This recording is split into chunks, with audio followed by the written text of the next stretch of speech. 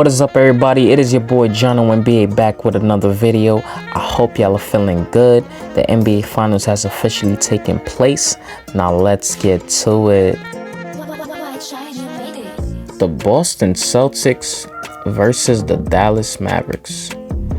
Ladies and gentlemen, this is going to be a very interesting finals. Now, the Boston Celtics are my favorites to win the NBA championship, but there's some vengeance here. A lot of vengeance here, in fact, between both teams. Two players specifically, Kyrie Irving and Kristaps Porzingis.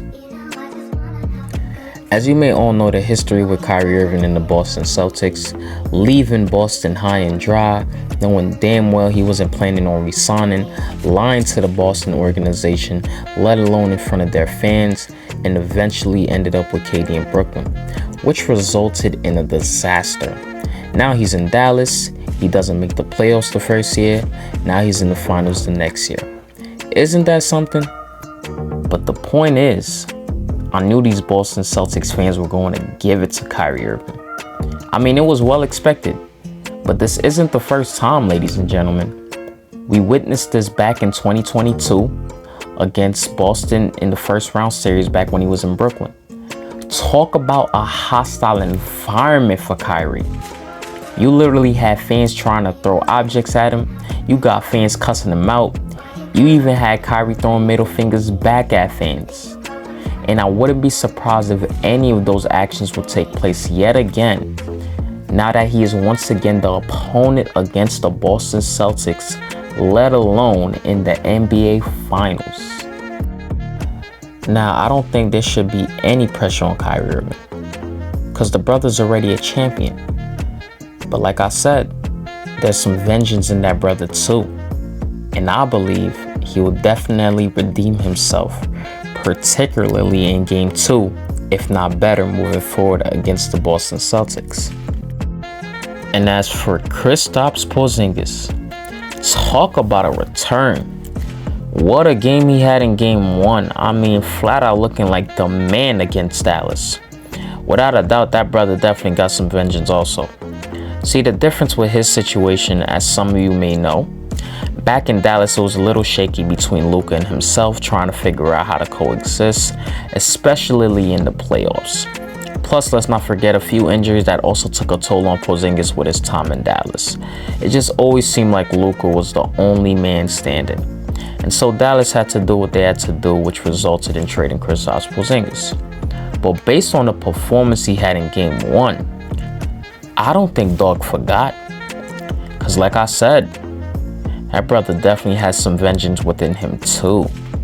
And when he's on the floor, it obviously makes Boston better. I mean, they have so many valuable players.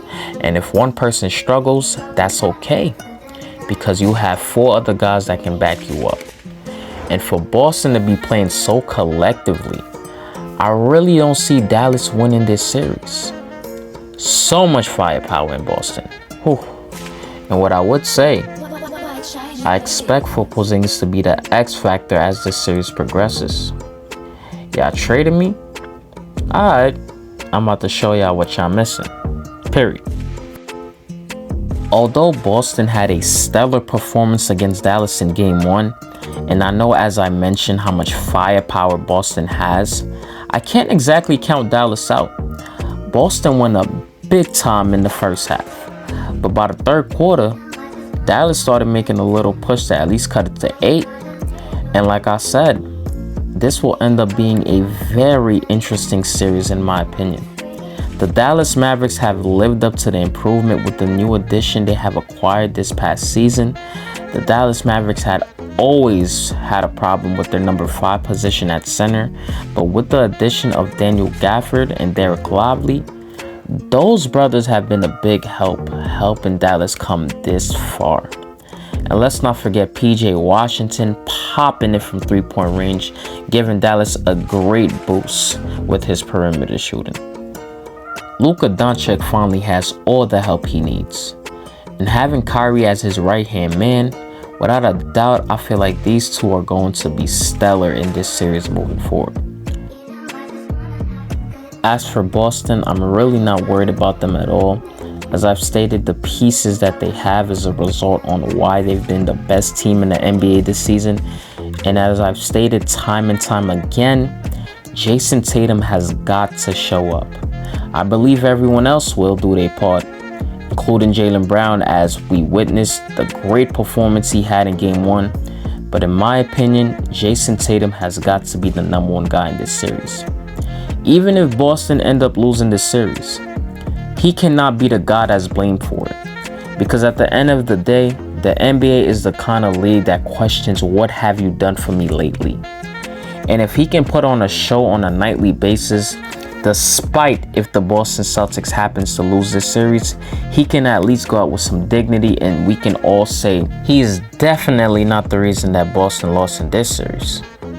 But I'm still sticking with my finals pick. I have the Boston Celtics taking this series in 6. I hope you enjoyed this video, guys. Don't forget to please like, share, and subscribe. All my social media links are down in the description below. I know you guys are probably wondering why I didn't make any videos stating my predictions in this year's NBA playoffs as I usually do. Well, it's because I'll be coming out with some new content soon based on that specifically. And based on these results in this year's NBA postseason, I'm actually very glad that I didn't. But stay tuned. Till next time, 𝗏𝗏 out.